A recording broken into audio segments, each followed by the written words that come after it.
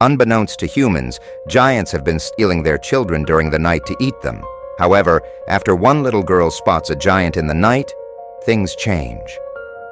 It is midnight in the city of London, and a young girl named Sophie is making sure all the doors and windows of her orphanage are properly closed, because this is the hour known as the witching hour, when people go missing. As Sophie takes all the precautions, the shadow of something or someone massive lurks through the town. While the rest of the children at the orphanage sleep, Sophie stays up in her bed reading. The orphanage cat spots something and goes out on the balcony. Sophie follows the cat outside and sees a giant man in the street.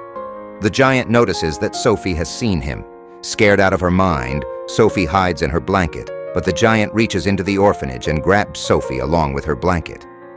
Carrying Sophie, the giant starts making his way out of the town. He avoids being spotted by other people through a series of clever tricks. After he gets out of the town, the giant runs across the countryside towards the cliffs, taking massive leaps using his long legs. Finally, he takes a huge leap and jumps into some clouds. They arrive in a strange land, where the giant carries Sophie into his house. The giant hangs Sophie in her blanket and begins chopping up some vegetables for a stew. Sophie tries to escape when the giant is not looking, but she makes a racket and the giant hears her. The giant speaks to Sophie and tells her that she can't escape unless she has wings. Sophie asks him where they are, and he replies they are in giant country. More giants are heard outside, and Sophie begs this one to not eat her. The giant laughs at her and tells her that he is not a monstrous cannibal. He would never eat her. Sophie contests that he is a monster because he stole her. The giant replies that he feels very bad for doing that, especially for her mother and father.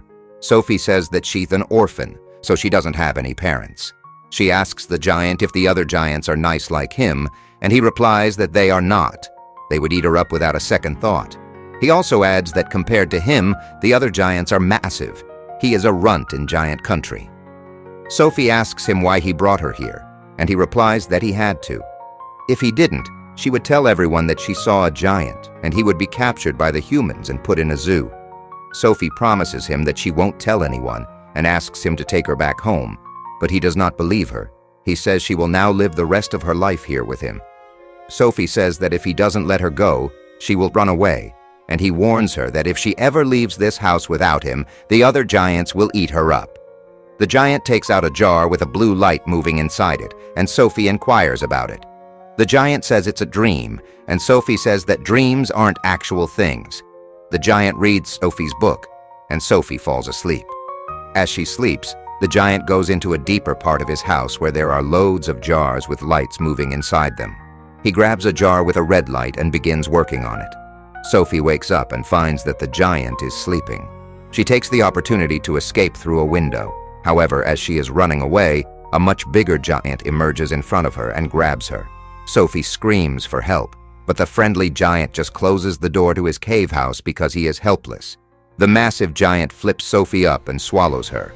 Sophie wakes up and realizes this was all a dream that the friendly giant specifically gave her to prove to her that dreams are actual things. The next morning, the giant is drinking a fizzy drink called the Frobscottle, and Sophie notices that the bubbles in the drink float downward as opposed to upward, like they do in normal drinks. She points this out, and the giant says that upward floating bubbles cause nasty burps. Sophie argues that downward floating bubbles probably come out in a much worse way, but the giant doesn't seem to mind that. He lets out a massive gas that lifts him off the ground like a rocket. He thoroughly enjoys it. Just then, one of the massive human-eating giants arrives, and the friendly giant hides Sophie to protect her. During the tricky situation, Sophie hides inside a vegetable and very narrowly avoids being eaten after the friendly giant convinces the other giant that he hates vegetables and he only eats human beings. Afterward, the friendly giant takes Sophie into the depths of his cave house and helps her clean up. He gives her a bunch of clothes to pick out a new outfit. Sophie puts on a red jacket she finds, and the giant gives her a strange, almost sad look when he sees her. Sophie asks him what's the matter, and he doesn't answer. He places Sophie in a comfortable room inside a tree and says that he is going out to do his job, which is catching dreams. Sophie says she wants to go with him, but he strictly refuses. Sophie looks at some of the dreams in the jars and sees them take form. She stubbornly insists on going with the friendly giant, and he finally agrees. They step outside of the cave house and find all the vicious giants sleeping. They try to sneak past them, but they wake up and grab the friendly giant by the leg. Sophie rushes and hides in a broken old car, while all the vicious giants bully the friendly giant. They use him as a football and throw him around. Sophie can't believe that he is not standing up for himself. Suddenly it starts raining, and all the vicious giants run and hide because they hate water. The friendly giant puts Sophie in his bag and runs away. Unbeknownst to him, he accidentally leaves Sophie's blanket behind, and the other giants smell it and realize that he has a human with him. Sophie and the giant arrive in a place that the giant calls the Dream Country. Sophie sees that the stars above are shining bright. The giant says that on a clear enough night, his massive ears can hear music coming from the stars. He says that he also hears insects talking in the ground, ladybugs walking on the leaves, plants and leaves talking to each other, and all the secret whisperings of the world. Sophie notices the reflection of the giant tree in the water and sees that it is full of dreams. The giant says that at one point somebody called him the Big Friendly Giant. He jumps into the water and enters a different dimension. He asks Sophie to follow him, and she does. They both stand in front of the tree where all dreams begin. The Big Friendly Giant notices a golden dream and says that it's a very rare type. He tries to catch it, but it continually escapes him. The dream slows down near Sophie, and he says the dream recognizes her. He adds that when he listens to it, he can hear her voice. He puts the dream in a jar, labeling it Sophie's dream. Sophie helps the giant catch dreams until she comes across a red one, which is a nightmare. The giant grabs the red dream and explains that the red dream is one of regret. It shows people the horrible things they've done and tells them there is no forgiveness. The giant pulls Sophie out of the other dimension, and they get on their way. During the walk, Sophie says that from now on she will call the Big Friendly Giant BFG. Sophie and BFG arrive in London, where BFG uses his giant trumpet to blow happy dreams toward people while they sleep. He narrates the happy dreams for Sophie, and she loves them. As they are walking back home, they see all the other giants going out to hunt for human children to eat. Sophie says they have to figure out a way to put an end to this. During this conversation, they also deduce that Sophie dropped her blanket back in giant country, and suddenly, BFG's face becomes stern. Next, Sophie wakes up in front of the orphanage. BFG says that because they dropped her blanket in giant country, the other giants now know of her existence, so she is no longer safe with him. Sophie insists that they can stop the other giants together, but BFG tells her a story of how once he took another boy to giant country. The boy saw BFG just like Sophie did, so BFG had to take him. The red jacket that Sophie found belonged to that boy. After some time, the other giants found out about the boy, and BFG did not bring him back home in time to save him from their wrath. BFG concludes that he won't repeat that mistake with Sophie, and he leaves, despite Sophie's protests. Sophie sits on the balcony of the orphanage and speaks to BFG, knowing that his giant ears can still hear her. She says she can sense him nearby, and to get him to reveal himself, she jumps off the balcony. BFG catches her. The two return to giant country and begin thinking up a plan to stop the other giants. Just then, the other vicious giants arrive and start looking for Sophie all over the house. They wreck BFG's work in the process. Sophie barely avoids being spotted by the giants, and finally BFG decides he's had enough. He chases the vicious giants out of his home with a flaming rod. Meanwhile, Sophie is hiding in the room that BFG made for the last boy he brought to giant country. She spots a picture of the Queen and comes up with a plan. They create a custom dream for the Queen which shows giants eating children and the army stopping them. The dream also includes Sophie and BFG. When she wakes up from that dream, Sophie and BFG will meet her, and she will be inclined to listen to them. They arrive at the palace and blow the dream toward the Queen while she sleeps.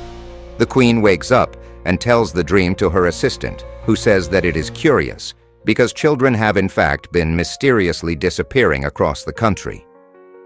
As the Queen's assistant goes to close the curtains, she finds Sophie standing there, and the Queen recognizes her from the dream. Sophie tells the Queen everything, and the Queen believes her because she just saw it all in her dream. Sophie then introduces BFG to the Queen, who awkwardly makes her acquaintance. Next, the Queen informs the generals about the threat of the giants while setting up a lunch for BFG. Due to his giant mannerisms, the lunch is an awkward and hilarious affair. BFG even makes the Queen and all her servants and generals try frobscottle, which gives them incredible gas. Next, BFG leads the royal army to giant country. He creates a dream of regret to give the other vicious giants so that they would wake up full of remorse and be easy targets for the army. Sophie and BFG sit and discuss Sophie's golden dream. Sophie asks what the dream is about, and BFG replies that it's Sophie's dream of a normal life. He says she will have it, but not here in giant country. She must go back to her world. Sophie asks if BFG will still hear her whenever she calls out to him, and in reply, he just points to his massive ears. The time comes to blow the dream toward the giants, and BFG realizes he's forgotten his trumpet back in London. When he's not looking, Sophie grabs the dream jar and takes it right in the middle of the sleeping giants. She is about to open it when one giant wakes up. Sophie manages to break the jar and fill the remaining giants with regretful dreams, but the first one remains lucid and normal. He is about to attack Sophie when BFG steps in and defends her. The giant prepares to punch BFG when the royal army arrives and stops him. The royal army captures and restrains all the vicious giants and proceeds to carry them away, finally freeing giant country from their terror. The vicious giants are carried to a remote island from which there is no escape. The only thing they are given to eat for the rest of their days is vegetables. They are not happy about it. Next, Sophie wakes up at the Queen's palace and is greeted by her assistant. Meanwhile, BFG now has giant country all to himself. He is growing a garden full of delicious vegetables and working on writing a book about all his adventures. Back at the palace, Sophie says, "Good morning, BFG," to the heir, knowing full well that BFG can hear her wherever he is, and sure enough, he does. The end.